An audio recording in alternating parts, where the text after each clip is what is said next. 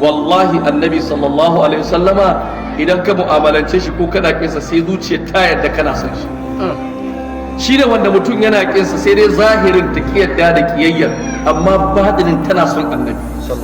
Duka wannan kafirai da suka yi wa annabi jafa'i a cikin zuciyar sun yadda mai gaskiya ne, sun yadda mutumin kirki ne, sun yadda dan dangi ne, sun yadda ya fi kowa asali, sun yadda yana da kyauta, sun yadda yana da mutunci. A cikin zuciyar sun yadda gaɓoɓin da ya sama da rashin rabo suka ki sama ba. Tunda da kansa suka ambace shi da al'amin.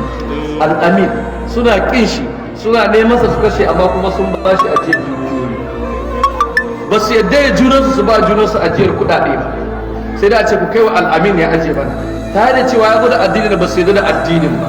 Suna ƙoƙarin cutar da shi, suna ƙoƙarin kashe shi, amma kuma dukiyoyinsu yana hannunsu. Shi kuma gashi makiyansa ne, suna ƙoƙarin cutar da shi da kashe shi, shi kuma yana ƙoƙarin yadda zai sauke amanoninsu sallallahu alaihi wasallam.